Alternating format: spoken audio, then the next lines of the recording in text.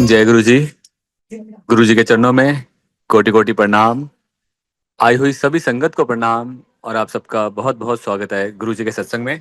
आइए संगत जी, आज के सत्संग की शुरुआत करते हैं और आज इनवाइट करेंगे मीनाक्षी बेदी आंटी को। मीनाक्षी आंटी आए और सत्संग शेयर करें।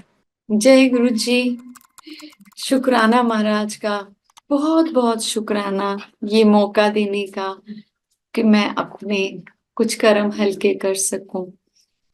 बहुत शुक्राना महाराज के इस प्लेटफॉर्म का, मुझे इस लायक मतलब ये मौका देने का। थैंक यू संगत जी।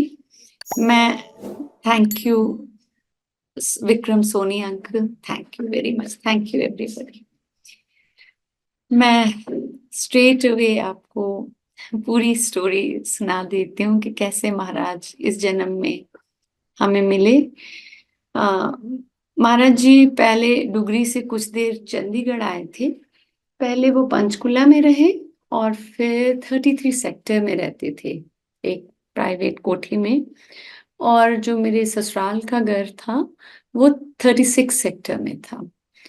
तो किसी ने, मेरी मदर इन लॉ के घुटनों में बहुत तकलीफ रहती थी, तो किसी ने मामा पापा को, हमारे मेरे फादर इन लॉ एयरफोर्स के काफी सीनियर ऑफिसर थे, रिटायर्ड, और किसी फौज के अफसर ने ही उनको बताया कि एक महापुरुष हैं 33 सेक्टर में हैं, वो काफी लोगों पे दया करते हैं और हीलिंग्स देते हैं, अब वहां जाइए।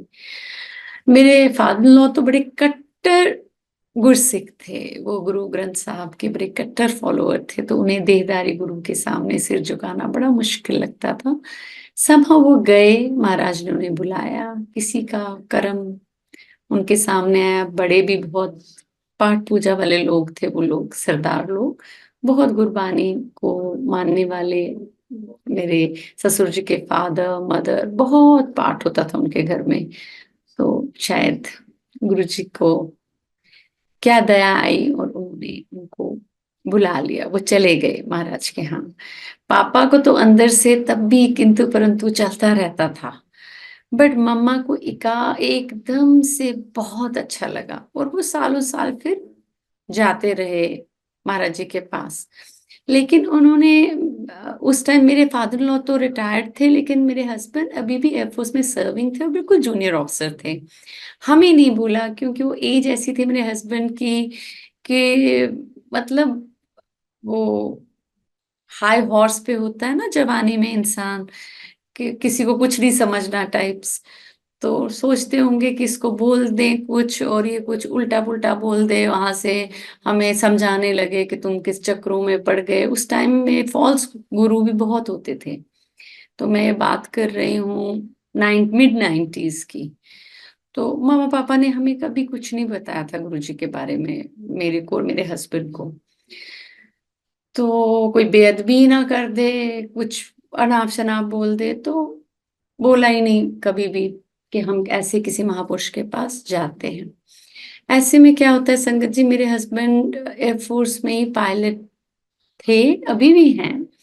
तो उन्होंने, वो इंस्ट्रक्टर थे उस टाइम में, और वहाँ जो फ्लाइंग स्कूल है वहाँ का, वो एयरफोर्स का, वो इलाहाबाद में है, आजकल प्रयागराज जिसे कहते हैं। तो जब मेरे हस्बैंड इंस्ट्रक्टर थे और अभी वो अपने एक स्टूडेंट को सिखा रहे थे, फ्लाइंग जहाज में थे, जहाज में एक सीरियस खराबी आ गई। उन्हें अब कुछ समझ में आए कि क्या करें। उन्होंने आरटी कॉल दिया, अपने हेडक्वार्टर को इन्फॉर्म कर दिया बहुत फास्ट कि जहाज में खराबी आ गई है, उन्हें जहाज बंद करना पड़ेगा। वो उस हिसाब से बंद करेंगे जहाज तो थोड़ी देर में गिर जाएगा। तो उन्होंने एक दिमाग लगाया कि प्रयागराज में गंगा आसपास है, तो उसके पास आते ही स्विच ऑफ कर देंगे, ताकि उनकी मेंटल कैलकुलेशन से जहाज गंगा में गिर जाएगा, गैंजीज में। तो ये उन्होंने आर्टिकल देके जहाज बंद कर दिया। लेकिन संगत जी, जहाज उड़ता ही गया और जहाज सेफली लैंड हुआ, जहाज गिरा ही नहीं। और जहां मेरे हस्बैंड का नाम शौर्य चक्र के लिए गया, उन्हें लगा कि उन्होंने कर दिखाया है, एयरफोर्स का जहाज बचाया, एक को पायलट बचाया, अपनी जान बचाई। बहुत ये तब की एयरफोर्स में आपको बता रही हूँ, 27-28 साल पुरानी एयरफोर्स थी। तब ऐसा मीडिया नहीं था कि आज कहीं भी छींक भी मार दी और बातें बाहर चली गई। तब ये चीजें बहुत पर्दे में रखी जाती थी, बहुत सोच समझ डिस्क्रिशन से अंदर की बातें बाहर होती थी। अगर जहाज में कोई खराबी आ गई, कुछ आ गई, कि बाकी बच्चे भी हैं, यंग पायलट हैं, उनका मनोबल इफेक्ट होता है। बहुत चीजें होती हैं जो एयरफोर्स अंदर ही रखते थे। तो इन चीजों में बहुत सीक्रेसी मेंटेन होती थी, ये बाहर नहीं होती थी ये बातें एकदम से। तो मेरे हस्बैंड बड़े खुश कि उनका बड़ी वाहवाही हुई, उनके सीईओ को पता था, यूसी को पता था, इनकी साइटेशन गई, उन्हें लगा कि मुझे तो अब अवार्ड मिलेगा। लेकिन संगत जी, जब अवार्ड का टाइम आया तो सरकार ने वो साइटेशन रद्द कर दी और बोला कि ये साइंटिफिकली मुमकिन नहीं है, साइंस के सारे लॉज फेल करता है, तो ये झूठी साइटेशन है। मेरे हस्बैंड को बहुत बुरा लगा, वो कहते नहीं भाई झूठी, मेरा तो गवाह है जो मेरे साथ लड़का बैठा था, मेरा सीईओ गवाह है कि मैंने कोई झूठ की फिक्टिशियस साइटेशन नहीं है, ये मेरे साथ हुआ है। और वो तब तक अपने को श्रेय दिए जा रहे थे, मैंने जहाज लैंड किया है, मैंने ऐसा किया है, मैंने वैसा किया है। मेरे हस्बैंड को कुछ नहीं मिला। ये संगत जी, मैं आपको ये बात थोड़ी बाद की बता रही हूँ। उससे पहले क्या होता है कि मेरे हस्बैंड जो है, मेरे फादर फाइटर पायलट थे, और मेरे हस्बैंड बड़ा लड़ भिड़ के अपने माँ बाप से एयरफोर्स उन्होंने ज्वाइन की। वो भी पायलट बने, फाइटर पायलट तो नहीं बने मगर पायलट बने। तो माँ की मर्जी के खिलाफ, मदर उनके हार्ट पेशेंट थे, तो वो कहते थे उनको कि देख, मैं जिंदगी भर एक तो तेरे फादर की वजह से स्ट्रेस में रहती थी, अब तूने भी यही प्रोफेशन ले लिया। तो बड़ा लड़ भिड़ के बने थे पायलट। तो ऐसी कोई चीज तो वो कभी भी अपने पेरेंट्स से डिस्कस नहीं करना चाहते थे, ना उनको बोलना चाहते थे कि बीमार माँ मेरी फिर फिक्र में ही रहेगी कि आज तो तू बच गया, दोबारा बचे ना बचे, तू क्यों इस प्रोफेशन में गया। तो मतलब वो नहीं चाहते थे कि पेरेंट्स को कभी कुछ पता चले। लेकिन जब ये वारदात हुई थी, उसके कुछ दिन में पापा का फोन आता है मेरे हस्बैंड को और बोलते, सरताज की होया सी। तो चोर की दाढ़ी में तिनका, मेरे हस्बैंड को लगा इनको कहीं से पता चल गया है। तो उन्होंने बोला कि अब तो पता चल ही गया है, बोलना पड़ेगा। सर पापा, all is well that ends well, सब कुछ ठीक है, थोड़ा जहाज में खराबी आ गई थी, सब कुछ संभल गया, मैं आपके सामने हूँ, कुछ नहीं हुआ। तो लेकिन मेरे हस्बैंड को अंदर से बड़ा गुस्सा आया कि भैया ये चीज लीक कैसे हुई है। एयरफोर्स की चीजें, अंदर की बातें तो ऐसे लीक होती नहीं है। वो मेरे बूढ़े माँ बाप तक ये खबर किसने पहुंचा दी। तो अब मेरी माँ उनकी रातों की नींद उजड़ जाएगी। फिर फोन रखते रखते मेरे हस्बैंड ने पापा से पूछा, पापा लेकिन आपको ये बात बताई किसने। तो पापा ने बोला, यहाँ एक गुरुजी है, गुरुजी ने हमें बोला। उन्होंने बोला, बेदी अंकल तेरे पुत्र दा जहाज बड़ा भारी सी, मेरी पिठ नीली पै गई है, जा गाया नू गुड़ ते चना खिला। तो गुरुजी ने बताया। मेरे हस्बैंड को अकल नहीं आई, ना मुझे अकल आई। मेरे को तो मतलब मेरे को तो कुछ आइडिया ही नहीं था, बट मेरे हस्बैंड को भी कोई अकल नहीं आई। वो बोलने लगे कि हम महाशिव के दर्शन को जाएं, उनके शुक्राने को जाएं। हमारे इतने पाप थे कि हमें आइडिया ही दिमाग में नहीं आया ऐसा। उल्टा मेरे हस्बैंड बोलने लगे, जो माँ बाप को उनके डर था ही, ये कुछ ना कुछ उठपटांग बोलेगा। तो मुझे बोलने लगे, देखो इस गुरु का नेटवर्क कितना तेज है, कितनी अंदर की बात इसने कहीं से पता कर ली है, सॉरी गुरुजी, और मम्मा पापा को इम्प्रेस कर रहा है। कोई दर्शन थैंक यू इसके लिए नहीं गए, उल्टा ये सब सोचने लगे मन में, और बात खत्म हो गई। संगत जी, इससे पहले हाँ, मम्मा पापा के साथ भी एक चीज हुई थी कि एक बारी उन दिनों गुरुजी को सब लोग राखी बांधते थे, लेडीज, रक्षाबंधन को। रक्षाबंधन के दिन मेरी सास की तबीयत खराब हो गई, तो वो जा नहीं पाए। तो उन्होंने राखी पापा को दे दी गुरुजी को देने के लिए। लेकिन जब सुबह वो उठे, तो जो घर था हमारा चंडीगढ़ का, वो गुरुजी की खुशबू से भरा हुआ था। और जब वो बेडरूम से लॉबी तक आए, उन्होंने देखा कि जो लॉबी का कॉफी टेबल है, उसपे एक दिव्य राखी पड़ी हुई है। बहुत सुंदर राखी, रेड कलर की, उसपे जरदोजी का काम हुआ था। तो मेरी सास चौंक पड़ी, बोली गुरुजी आए थे। क्योंकि खुशबू गुरुजी की वो डिस्टिंक्ट थी, गुलाबों की। बहुत कई बारी मिक्स वाली भी होती थी, ऊद गुलाब, और उनको खुशबू वाला बाबा भी बोलते थे। तो उनको लगा गुरुजी तो आए थे, गुरुजी तो आए थे। तो उन्होंने बहादुर से पूछा। हमारा घर रात को लॉक हो जाता था, मेन गेट अंदर से, और अंदर के दरवाजे मेन तो कोठी के भी बंद हो जाते थे। तो अभी तो कोई भी लॉक भी नहीं खुला था जब वो राखी अंदर थी और घर खुशबू से भरा हुआ था। तो उन्होंने लॉक खोला और बहादुर को बुलाया। बोला, बहादुर कोई आया था? बोला, मेम साहब अभी तो सब कुछ बंद है, बट मैंने एक गंजे से आदमी को गेट से निकलते देखा। कैसे निकले वो और कैसे आए, मुझे नहीं पता। जय गुरु जी, शुक्राना गुरु जी। ये मेरे को पहले आपको शेयर करना था इस सत्संग। ये जहाज की वारदात से पहले की बात बोल रही हूँ मैं। फिर जब ये जहाज की वारदात के बाद भी हमें अक्ल नहीं आई, कुछ दिनों में कुदरत ने हमारे मुंह पे एक और थप्पड़ मारा।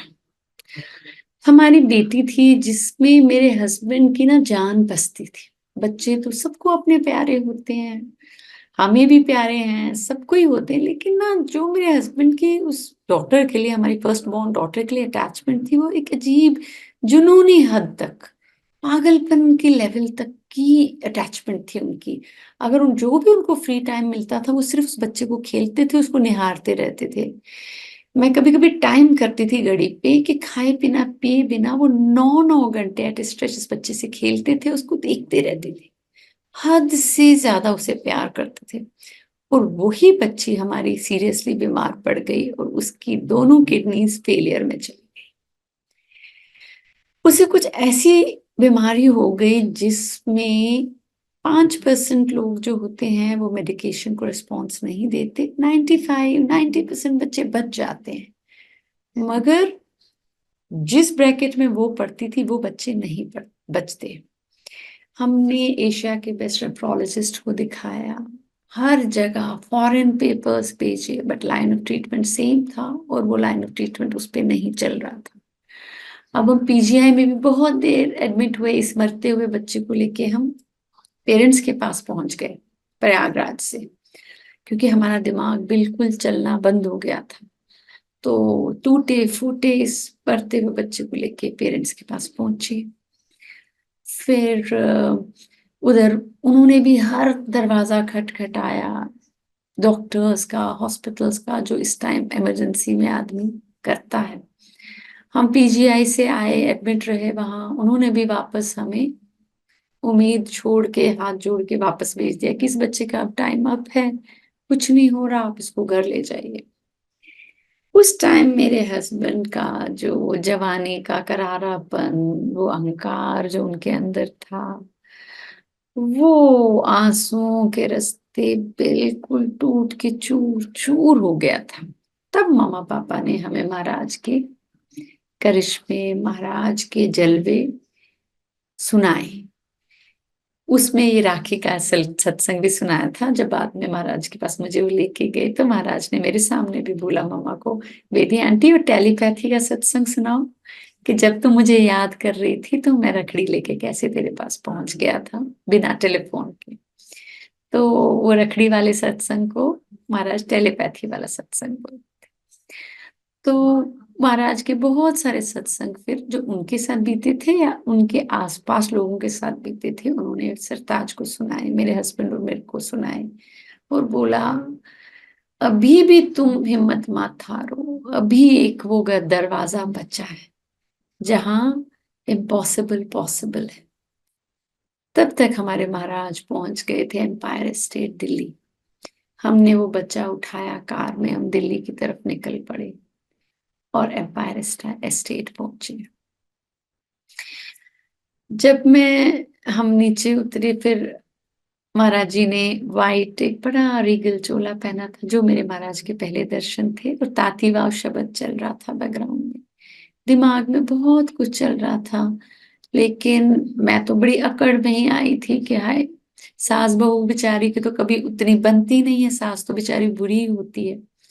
तो मुझे लगता था अरे मम्मा इतनी हाई फाई हैं, तो उनका गुरु भी कोई हाई फाई होगा, पता नहीं क्या करेगा वो। अब वो सब मन में मैं ये लेकर चल रही हूँ। लेकिन जब मैंने गुरुजी के दर्शन किए, मन में लोभ भी आया और उनको शायद मुझ पे तरस आ गया। तो मैंने महाराज का मत्था टेक के उनके जूते चूम लिए। फिर पापा ने महाराज को सारी अपनी व्यथा सुनाई कि महाराज जी, ये बच्चा ऐसे बीमार है, कुछ करो। महाराज ने बोला 7 जुलाई बड़े मंदिर आ जाना, कल्याण हो जाएगा। ये महाराज की अपार कृपा थी। महाराज को दिख गया था कि हमारे कोई हल्के फुल्के कर्म नहीं है, मेरे और मेरे हस्बैंड के पीछे बहुत भारी कर्म चिपके हुए हैं। जो अगर महाराज बोल दें कि मैंने एक लंगर में तुम्हारा बच्चा सही कर देना है आज ही, तो ये बेवकूफ लोग दोबारा आएंगे नहीं। और उन्हें दिखा था कि इनको एक दुख तो नहीं लगा हुआ, बच्चा तो इनका बीमार है ही है। फाइनेंशियल कंडीशन इनकी इतनी बिगड़ी हुई है, हस्बैंड मेरे बचपने में थे, उनके पास कोई 2 पैसे उन्होंने कहीं जोड़े हुए नहीं थे।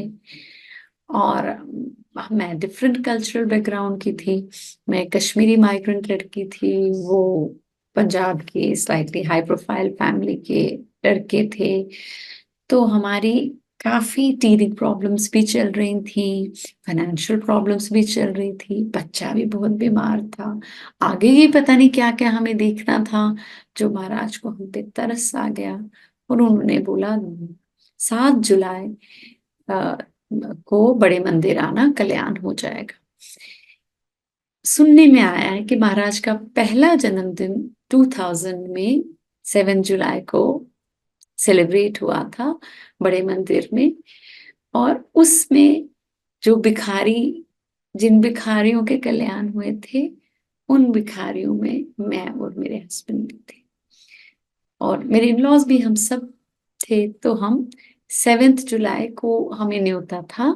लेकिन उससे पहले जब हमने पहला ही लंगर खाया और इस बच्चे को लेके हम कार में चंडीगढ़ वापस जा रहे थे, संगत जी, आप सबको हमारे महाराज किडनी के रोगों से बेखबर रखे, किसी को भी ना वो देखना पड़े। जो किडनी का रोग होता है, जब किडनियां क्लोज हो जाती हैं, फेलियर में चली जाती हैं, यूरिन एकदम मिल्की सा हो जाता है, बहुत कम कम आता है, यूरिन पास ही नहीं होता। तो मेरी बच्ची को जब हम लेके गए थे, हम वैसी हालत में थे। और मात्र एक लंगर के बाद, या हो सकता है 2 लंगर हमने खाए हों, 2 दिन के लिए गए थे शायद, जब हम वापस चंडीगढ़ से दिल्ली से चंडीगढ़ जा रहे थे, क्योंकि हमें 7 जुलाई फिर वापस आना था, मेरी बेटी का यूरिन डिस्टिल वाटर जैसा हो गया। और महाराज का कल्याण शुरू हो गया था, या वो एक कल्याण उसी दिन हो गया था। वो तो महाराज हमारे बाकी पाप सुधारने, बाकी कर्म काटने पे के, के लिए हमें दोबारा जुलाई में बुला रहे थे, दया कर रहे थे हम पे। और वो लड़की जो हमारी बेटी थी, वो हूँ हाँ में ही बात करती थी, तब तक 2.5 साल पौने 3 साल की थी, बात ही नहीं करती थी, एक वर्ड बोलती थी, बिल्कुल बातचीत कुछ भी नहीं, डीली सी थी शुरू से ही, हेल्थ के हिसाब से वो डीली सी बच्ची थी। संगत जी, वो लड़की वापसी में, एक तो यूरिन उसका हो ही गया डिस्टिल वाटर जैसा, कंप्लीट लंबे लंबे अंग्रेजी के सेंटेंस बोलने लगी वो बच्ची, कंप्लीट सेंटेंसेस क्लियर बोलने लगी। तो अब हम 7 जुलाई का इंतजार ना हो पाए हमसे, हमें यकीन ना हो कि महाराज ने तो पहले ही कर दिया है बच्चे का काम, मगर हमें लगा कि इन्होंने बुलाया है कल्याण करने के लिए, अभी ये प्रॉपरली करेंगे 7 जुलाई को। जी हम भागते-भागते 7 जुलाई और महाराज के मंदिर में पहुँचे। बहुत लाइनें लगी थी। वो उम्र ऐसी होती है कि आदमी को लगता है कि आपको तो अपने माँ-बाप से ज़्यादा ही कुछ आता है, बात करनी भी आप ही को आती है। तो मैं मम्मा-पापा से दूर, अपने सास-ससुर से दूर लाइन में लगी और मैंने गुरुजी को सोचा, मेरी बेटी का बड़ा प्यारा नाम रखा है, महाराज ने ही दिया हो है, रहमत। तो मैंने बोला इसके नाम पे ही लोग इतना प्यार देते थे मेरे बच्चे को, मैं महाराज को जाके खुद बोल के आऊँगी। मैंने बोला गुरुजी रहमत पे रहम करो। लेकिन संगत जी, जो हम नहीं देख सकते महाशिव देख सकते हैं। मुझे क्या पता थी कि कोई हाड़ हड्डी मांस के बने हुए कोई संत या कुछ नहीं है, ये महाशिव हैं। एक जोत है, एक एनर्जी है जो हमारे लफ्जों के बियॉन्ड, हमारे शरीरों के बियॉन्ड, हमारा अगला पिछला सब देख सकते हैं। मुझे तो अपना सिर्फ यही एक जन्म दिख रहा था जिसमें लग रहा था मुझे कि मेरा जितना बेचारा कोई नहीं है, मैंने तो इस जन्म में कुछ नहीं किया, मेरी इतनी छोटी एज है। तो मैंने मैं गई तो महाराज ने मुझे अपने लेफ्ट हाथ से ऐसे झटका और मेरी तरफ देखा भी नहीं। मुझे बहुत बुरा लगा। मेरे को मेरा दिल 1000 टुकड़ों में टूट गया। तब मुझे ये पता नहीं थी कि जो मुझे अब लगता है, गुरुजी भगवान है, गुरुजी कोई गुरु नहीं है। गुरुजी तो अंदर बैठे हुए इस देह में स्वयं परमात्मा है। जब हमको न्योता देते हैं एज गुरु और गद्दी पे बिठाते हैं तब वो गुरु हो जाते हैं। तब वो तरस खा के हमारे कर्जे काटते हैं। लेकिन जब वो दिल पे अंदर बैठे होते हैं तब वो परमात्मा होते हैं। उनसे कोई भी थॉट कुछ भी नहीं छुपा। जो मेरे अंदर के परमात्मा गुरुजी ने देख लिया कि इसका दिल तो बहुत टूट गया और इसको समझ नहीं आ रही कि मेरा वे ऑफ फंक्शनिंग क्या है, मैं मैं किन तरीकों से कल्याण करता हूँ। तो महाराज को दया आई तो उन्होंने जल्दी से किसी संगत को मेरे पास भेजा, अनजान संगत। तो मुझे बोलने लगे आप इतने उदास क्यों हैं। मैंने बोला कि मेरा मेरा बच्चा बीमार है और इन्होंने मुझे झटक दिया है, ये मेरे को पता नहीं, इनको मैं पसंद नहीं आई, शायद ये मेरी बेटी को शायद ठीक ना करें।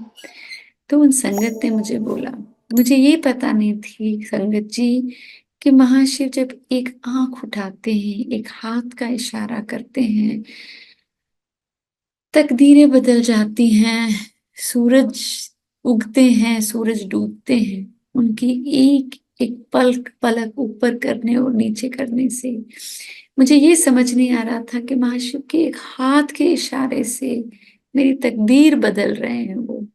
तो उन लेडी ने मुझे बोला आप इतना हौसला मत हारो, महाराज के कल्याण करने के तरीके निराले हैं। उन्होंने आपको नहीं झटका है, ये आपके पापों को झटका है, आपके बुरे टाइम को झटका है।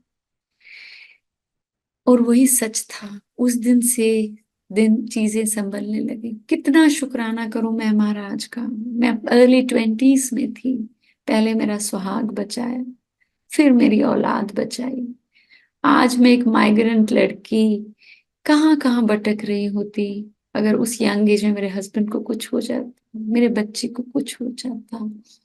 बड़ों के कर्म थे शायद, मेरे बाप सास ससुर के बहुत अच्छे थे, उनके पूर्वजों के, जिनकी वजह से तरस खा के महाराज ने इनडायरेक्टली मुझ पे भी दया की। थैंक यू गुरु जी, कितना आपका शुक्राना करूं कम है। ये दो बड़े बड़े कल्याण तो महाराज ने किए ही किए। फिर मुझे इतनी चालाकी समझ आ गई थी कि हाँ सॉरी, ये तो मैंने, वो बेटी अब मेरी 27 साल की है, अगले महीने उसकी शादी है, वो हेल्दी है, फिट है। वो छोटा मोटा जो 10% कर्म तो गिरते रहते हैं, जिंदगी हॉकी डोरी नहीं हो गई है, न कभी थी न कभी होगी।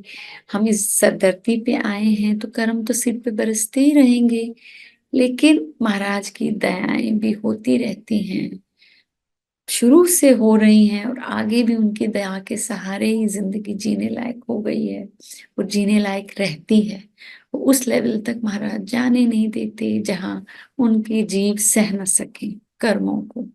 महाराज का हाथ मिल गया है तो जिंदगी, कभी जिंदगी में डूबने के हालात नहीं आते, चाहे भवसागर में बड़े गोते लगते रहते हैं। महाराज का बहुत शुक्राना कि वो बेटी आज मेरी जॉब भी करती है, उसकी शादी भी हो रही है, वो फिट और हेल्दी लड़की हो गई। बाद में ये तो मैं ये पार्ट बोलना ही आपको भूल गई। महाराज ने उसे भी ठीक किया, हस्बैंड को भी जीवन दान दिया, सर्विस में भी महाराज ने उनका हाथ पकड़ा है, आगे भी पकड़ते रहे। उनका, उनकी बहुत दया है। लेकिन संगत जी, हम तो फौजी लोग थे, हमारे पास इतने पैसे तो नहीं होते थे कि आए दिन गुरु जी के पास आते रहे। जब भी पोस्टिंग होती थी, दिल्ली की में से ट्रेन ट्रेवल करती थी, तो हम थोड़ा जर्नी ब्रेक करके महाराज को शुक्राने पे जाते थे। हस्बैंड मेरे तो बहुत एम्बिशियस और ऐसे हैं नहीं, वो कुछ भी मांगने नहीं जाते थे महाराज से, केवल शुक्र करने जाते थे उनको कि उनकी बेटी बचा दी उन्होंने और उनकी जान बचाई। मैं थोड़ी लोभी हूँ, तो मैं इतनी चालाक थी कि मुझे ये समझ आ गया था कि महाराज के जो लड्डू हैं, ये प्रसाद हैं, ये कोई साधारण चीजें नहीं है। जबकि दिमाग में किंतु परंतु नहीं रुकता था, हमें हमारे इतने उच्च कर्म नहीं थे कि महाराज ने अपना वेद, ये वेद बताया हो कि मैं महाशिव हूँ। मैं तो बहुत, मेरा दिमाग चलता था कि हाँ, इतने अमीर लोग क्यों होते हैं, महाराज के कपड़े इतने आलीशान क्यों होते हैं। दिमाग में बहुत चीजें चलती थी। मकुर मन है, ये नहीं पता ना। वाह वाह मौज फकीरां दी, कदे पाया पावन मखमल जरिया, कदी गोदड़ी लीरां दी। फकीरों की, दुनिया के, इस यूनिवर्स के मालिक की मौज कौन समझे, हम जैसे कीड़े मकोड़े। तो दिमाग में सब कुछ चलता था, लेकिन चालाकी ये थी कि जो ये लड्डू देते हैं, इससे बहुत बड़े बड़ी चीजें मिलती हैं, अच्छे रिटर्न गिफ्ट हैं, लड्डू नहीं। ये मुझे समझ आ गई थी, प्रसाद कुछ है। पूरी पहचान नहीं थी महाराज की। मैं सोचती थी कोई सिद्ध पर पुरुष है, इनको सिद्धियां हैं, सिद्धियां रिद्धियां हैं, जिससे ये इतना कुछ बांटते हैं। इतना मुझे अंधी को पता नहीं चला, न समझ आया कि तो स्वयं परमात्मा है। लेकिन आज मैं सोचती हूँ, अगर तब हमें पता चल जाता तो हम तंबू न गाड़ देते एम्पायर स्टेट के बाहर। बहुत ज्यादा तो नहीं आना होता था, लेकिन जब भी महाराज के पास आते थे तो दर्शन करते थे। तो ऐसे ही एक बारी जब महाराज के पास बैठे थे, तो मन में आया कि भैया, महाराज किसी को दो दो तीन तीन बारी प्रसाद देते थे, किसी को चार बारी। और वो इन ह्यूमन नेचर होता है ना, लोभ, कि इनको इतना मिल रहा है, मुझे कम मिला, मैं भी दोबारा लाइन में लगूं। तो महाराज जिसके लिए प्रसाद नहीं होता था उसको बोलते थे तैनू नहीं बुलाया, उंगली से ना जल्दी जल्दी बुलाते थे और डबल डबल दोबारा दोबारा प्रसाद देते थे। तो मैंने एक चालाकी की कि मैं ना दोबारा लाइन में लगती हूँ, देखती हूँ मुझे और मिलता है कि नहीं। जी मैं लगी, और सबको फटाफट फटाफट महाराज दे रहे थे। जब मेरी बारी आई तो महाराज ने 2 मिनट, मेरे 2 मिनट या जितने भी सेकंड मुझे देखा रुक के, तो संगत जी मेरा दिल करे कि धरती फटे और मैं समा जाऊं। मुझे इतनी शर्म आई महाराज को, लेकिन तब भी तरस आ गया होगा कि कर्म तो तुम्हारे नहीं है ना, मेरे पास तुम्हारा कोई ऐसा खाता है जो तुम्हें चेक काट काट के प्रसाद दूं। उतने तो तुम्हारे उच्च कर्म है नहीं। बट अब कभी कभी आती हो, इतनी डरी हुई आई हो, चाहे लालच में आई हो, तो महाशिव किसी को मायूस नहीं करते। तो महाराज ने मेरी तरफ 2-3 सेकंड घूरा और मुझे एक लड्डू दिया, और वो लड्डू आज मेरा बेटा है। और संगत जी, वो भी महाराज ने बहुत प्यारा बच्चा दिया है। महाराज अपना हाथ रखें उस पे, सब पे ही रखें, उस पे भी रखें, बहुत महाराज से प्यार करता है। और वो बेबी होने के बाद तो मेरे घर में मेरे सास-ससुर का खुशियों का कोई ठिकाना ना रहे। वो हमारे पास जितना पहले आते थे, उससे ज़्यादा आने शुरू हो गए। वो चंडीगढ़ में रहते थे, हमारी अलग-अलग जगह पोस्टिंग होती थी। एक ऐसी पोस्टिंग हमारी हुई संगत जी जोधपुर। जब जोधपुर पोस्टिंग हुई, तो हम इस बेबी को लेके, मेरे बेटे को लेके और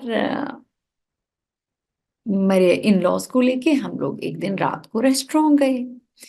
जब हम रेस्टोरेंट गए रात को, वहाँ खाया-पिया, बातें-वातें करी, तो बीच में मैं बेटे का डायपर लेने कार में गई और कार की चाबी मैं कार के दरवाजे में भूल गई। संगत जी, वो चाबी किसी ने चुरा ली। जब वो चाबी किसी ने चुरा ली, जब मुझे होश ही नहीं, जब जाने का टाइम आया वापस घर, जनवरी का महीना था, बहुत ठंड थी रात के समय और बहुत लेट हो चुके थे, 10-11 बजे थे रात के। महाराज जी माफ़ करना अगर मुझे एग्ज़ैक्ट टाइम ना पता हो, मैं कुछ गलत ना बोल रही हूँ। तो मगर लेट नाइट थी। तो हम जब कार में बैठने गए, कार बंद और चाबी गायब।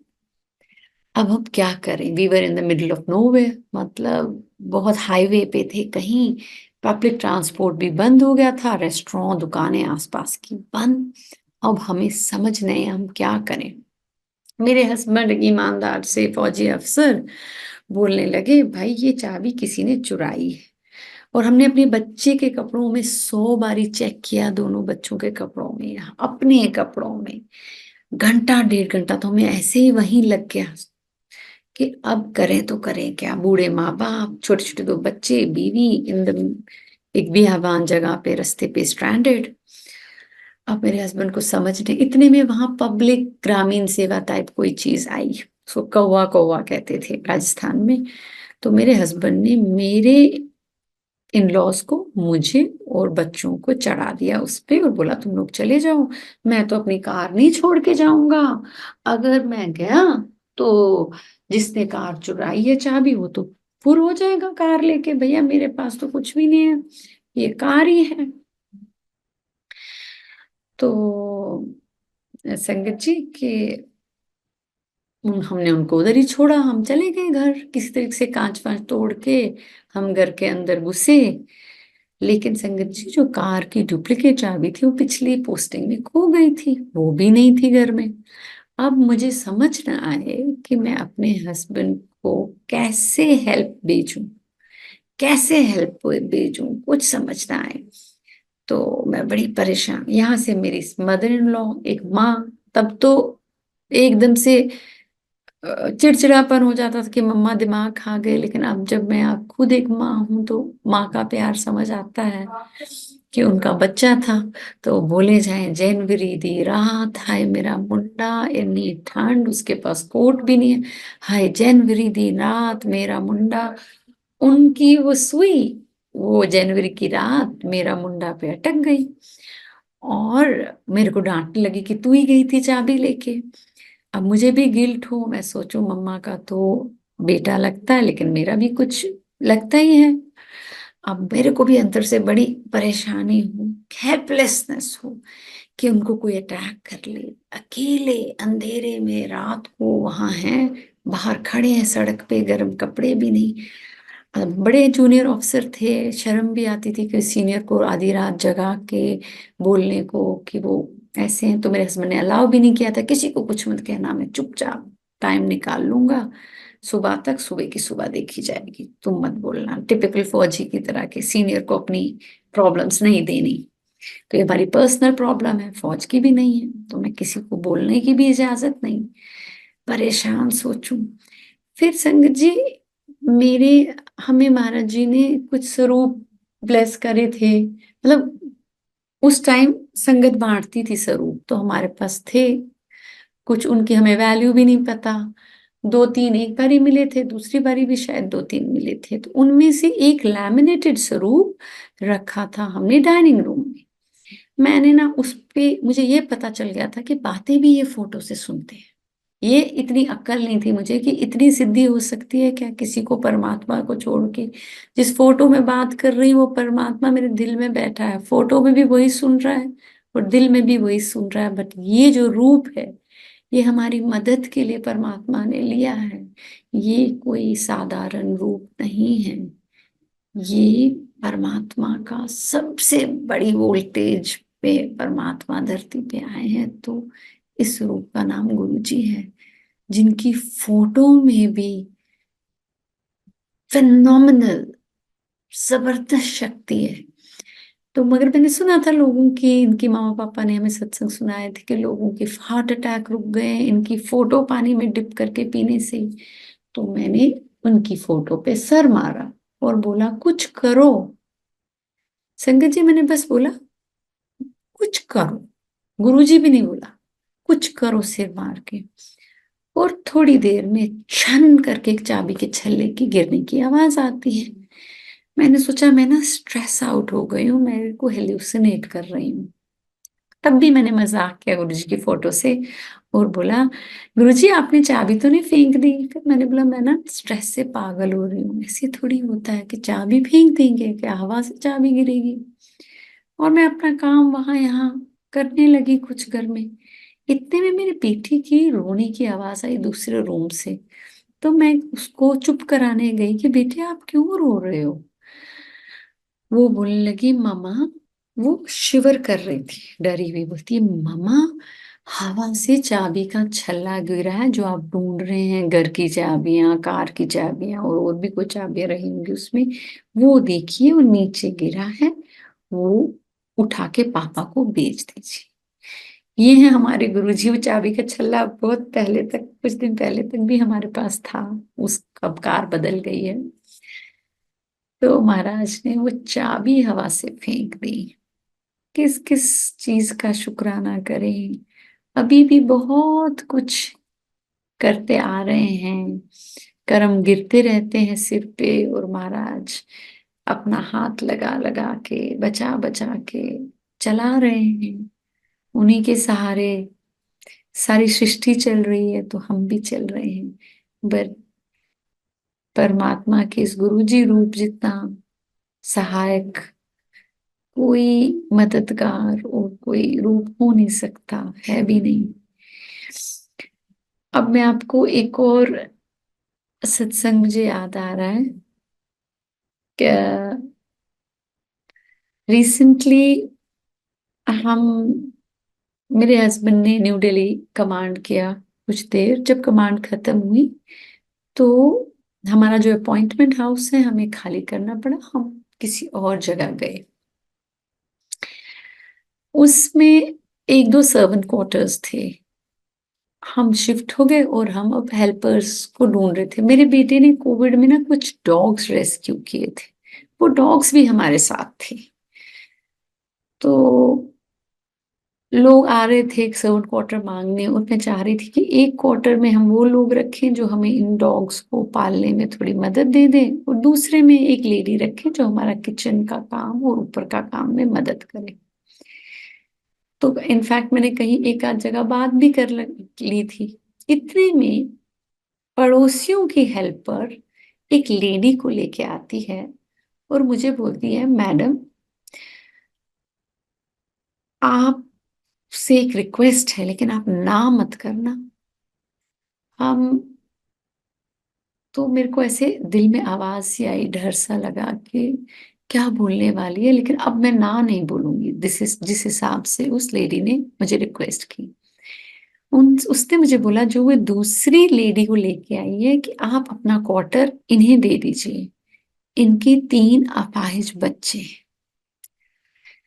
तो मैंने बोला ठीक है, ये तो गुरु जी का कोई टेस्ट है। टेस्ट क्या है, गुरु जी का हुक्म है तभी इस दरवाजे पे आई है।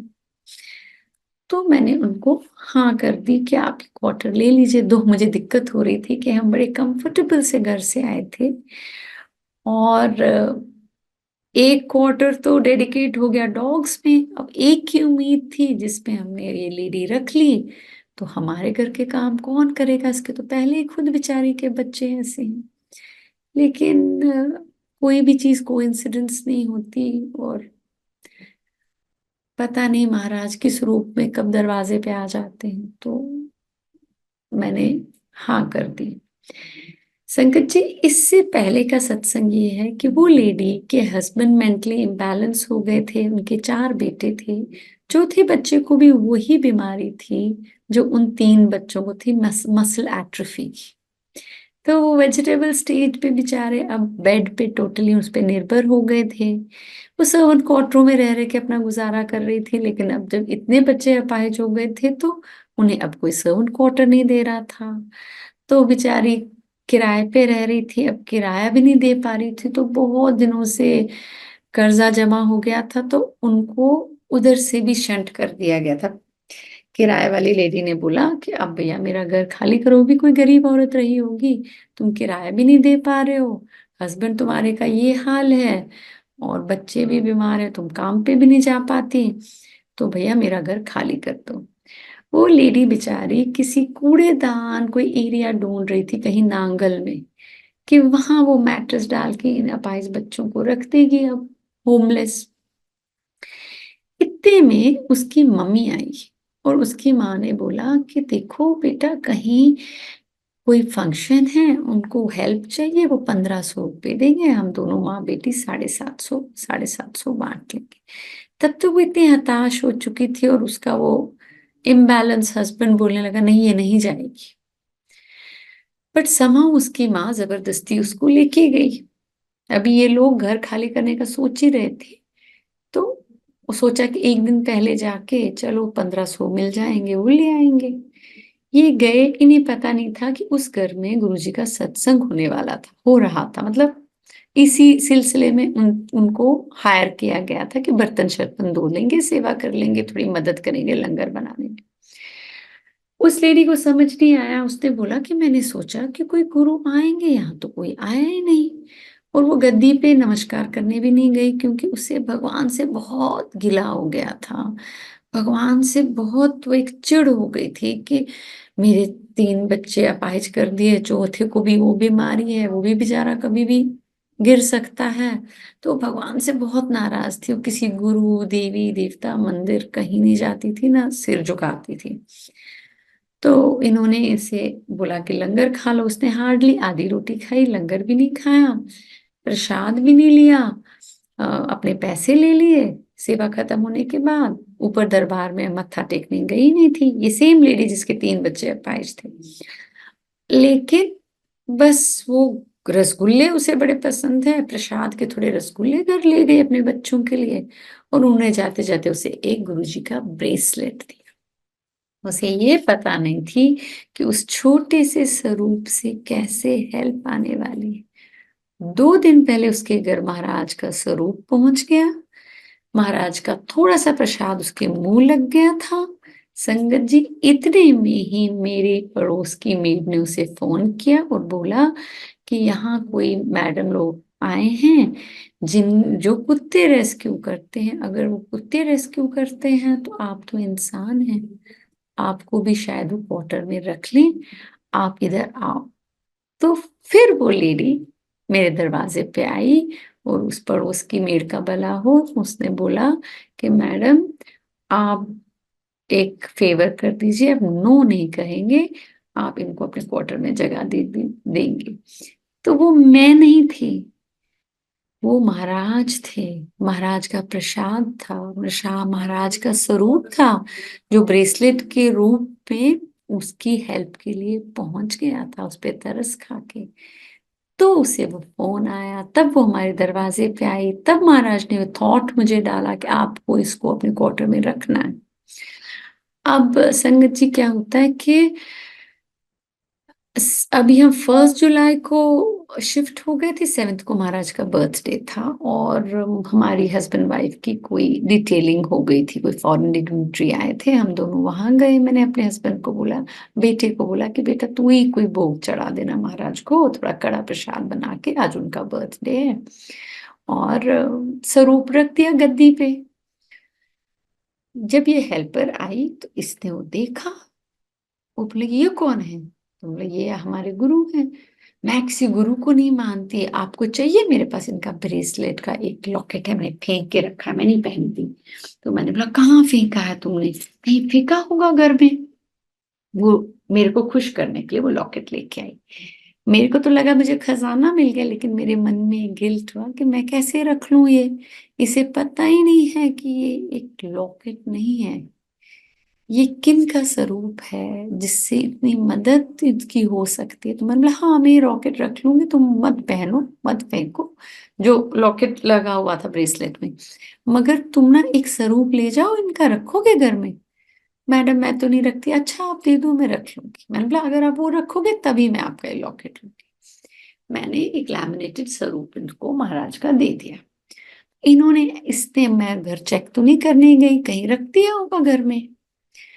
तो फिर मैंने वो लॉकेट रख लिया। फिर उसने मुझे कहानी सुनाई कि हाँ इनके, मैं गई थी सत्संग में जिस दिन, मुझे एक आध दिन पहले बेघर होना था और मैं कूड़ादान के बाहर जगह देख के आई थी अपने बच्चों को लेने, उसी दिन तो मैं गई थी, इनका किसी ने सत्संग किया मैडम जी, मुझे समझ में नहीं आया, वहां तो कोई गुरु आए ही नहीं। तो प्रसाद मैंने, पूरी कहानी, रसगुल्ले खा लिए और वो ब्रेसलेट ले लिया जो मैंने आपको दिया, ऐसे मिला मुझे ब्रेसलेट। अच्छा बड़ा अच्छी बात है, आपके गुरु हैं। प्रसाद वसाद इसने खा लिया। संगत जी, अब इसके लिए मैं कभी कभी बड़े मंदिर से एक्स्ट्रा प्रसाद मांग लेती थी, महाराज भेज देते थे।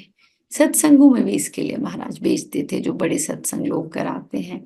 न्यू ईयर पे दिल्ली में कोई जगह थी, ग्रीन समथिंग, कोई फार्म हाउस था बड़ा सा, वहां न्यू ईयर का सत्संग था। तो मैं वहां गई और मैंने इसके लिए एक्स्ट्रा प्रसाद लिया, लेकिन कैलेंडर मुझे एक ही मिला। मैं बड़ी खुश हो गया कि मेरा न्यू ईयर ब्लेस हो गया, मेरा न्यू ईयर ब्लेस हो गया, मुझे महाराज का कैलेंडर मिला है। और मैंने वो डाइनिंग टेबल पे रख दिया, क्योंकि हमारा किसी चीज में इंटरेस्टेड तो नहीं होती थी महाराज का स्वरूप ले जाने में। प्रसाद खा लेती थी एज अ पदार्थ, इसको समझ नहीं आता था कि वो दवाई है। तो मैंने बोला लीला ये ले लो आप अपना प्रसाद।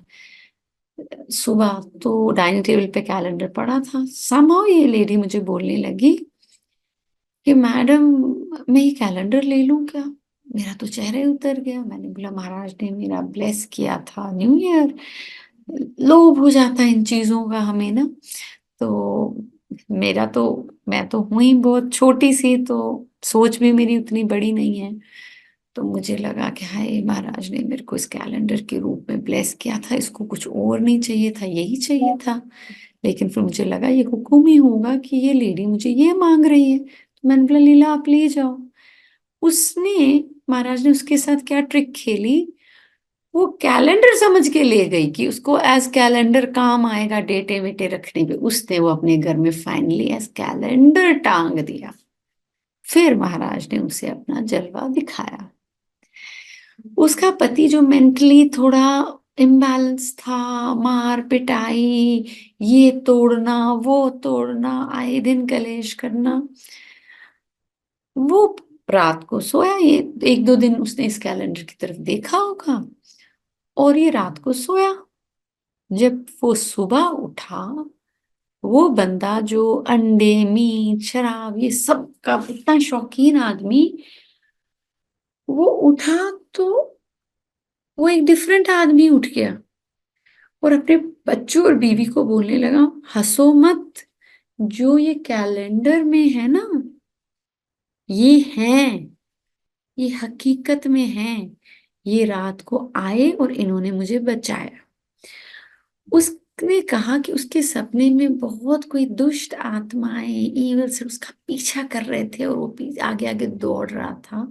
और गुरुजी एक तलवार सी लाइट की लेके बीच में खड़े हुए, उस तलवार से उन्होंने उन सब इवल स्पिरिट्स को बकाया।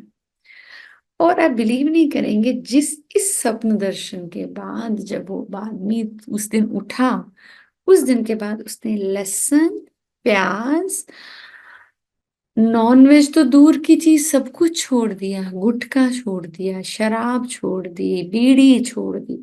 उसकी बीवी को बिलीव ना हो, अब इसमें एक डेढ़ महीना हो गया इसको ऐसे ही करते हुए। तो उसने अपनी बीवी को बोला लीला तू अब सबको बोल सकती है कि महेंद्र बदल गया, तू मत डर, सबको बोल मैं बदल गया।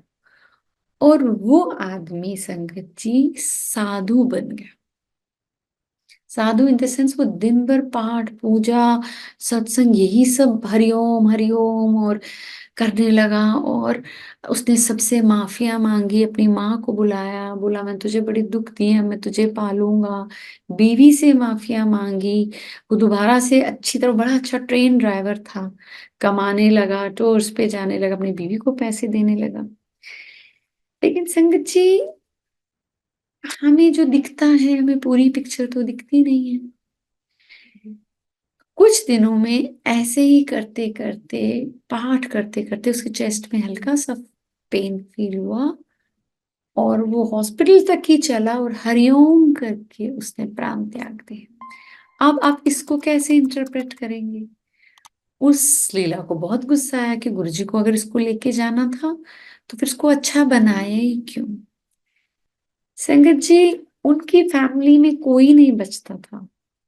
गुरुजी ने उस आदमी का संस्कार बदला, जो वो अपने इस कर्मों के बोझ दूसरे जन्म तक ले जाने वाला था, उसको पवित्र करके भेजा। ये क्या कम मेहरबानी है उसके परिवार की संभाल की। उसके होते होते तो लीला फाइनेंशियली बहुत तंग रहती थी। आप बिलीव नहीं करेंगे, हर लंगर के बाद उस लेडी के पास बड़े बड़े अमाउंट्स, कहीं से हमारे घर में ही कोई गेस्ट आए तो कोई 50,000 दे दे, कोई इतना दे दे। उसकी कहानी सुनकर उसको गुरुजी ने फाइनेंशियली इतना सोखा कर दिया, आप सोच नहीं सकते। फिर हर लंगर के साथ गुरुजी ने उसको घर ब्लेस कर दिया। उसके पास अपना घर हो गया, उसके पास पैसों की कोई प्रॉब्लम नहीं रही। और जो उसका चौथा बेटा, जिसको सेम बीमारी थी, वो भी कुछ दिन में अपाहिज हो जाता। एक दिन, वो दूसरा एक लंबा सत्संग है, कभी और मौका मिला तो मेरी बेटी का ही सत्संग है वो। तो एक दिन पहले महाराज ने उस लेडी के घर खूब प्रसाद भिजवाया। और दूसरे दिन जो वो बच्चा गुरुजी को मानता था, वो चौथा बच्चा, बार बार महाराज को बोलता था, गुरुजी मुझे मेरे भाइयों की तरह डायपरों में मत डालना, मतलब मुझे डायपर पहनने की हालत में मत करना। गुरुजी मुझे डायपरों से बचा लेना, ऐसा मत करना वैसा। पहले महाराज ने खूब प्रसाद भेजा उस लेडी के घर। उस प्रसाद से उसको इंटरनली स्ट्रेंथन किया, उस दवाई से। और दूसरे दिन वो बच्चा छोटी सी चोट से ही पास्ट हुए। वो उस बच्चे ने डायपर नहीं पहने, वो भी आज अपने भाइयों की तरह बेड रिडन होगा होता। वो लेडी आज कोई नौकरी नहीं करती, उसके घर में कंफर्टेबली रहती है वो अच्छे से घर में। और उसके वो तीनों बच्चों की संभाल करती है, लुक आफ्टर करती है। जिंदगी चल रही है स्ट्रेंथ से, जब से गुरु जी का स्वरूप उसके घर में आया है। संगत जी, महाराज के सत्संग तो होते ही रहते हैं, जिंदगी एक सत्संग है उनका, एक जर्नी है, पग पग वो साथ है। कभी वो अपनी प्रेजेंस फील कराते हैं तो हम उसको सत्संग का नाम दे देते हैं। सारा जीवन ही महाराज का सत्संग है। उनके सत्संग करने पे आए तो सारी जिंदगी निकल जाएगी। आज के लिए मुझे लगता है इतना काफी है, एक लीला का सत्संग हो गया। अपने एक दो, अगर मैंने अच्छी तरह डिलीवर ना किया वो सत्संग, समझ नहीं आ रही, कोई चीजें ऊपर नीचे करती हूँ तो महाराज भी मुझे क्षमा करें, आप भी मुझे क्षमा करें। थैंक यू संगत जी, बहुत बहुत मेहरबानी। ये मौका देने के लिए बहुत बहुत मेहरबानी गुरु जी की। ये मौका देने के लिए, मेरा ही कोई कर्म काट रहे हैं, मुझ पे ही कोई दया कर रहे हैं। Thank you Guru ji, thank you Sangat जी, आपका बहुत बहुत शुक्राना। इसी के साथ मैं आज अपने इस सत्संग को विराम देती हूँ। जय गुरु जी, शुक्राना गुरु जी।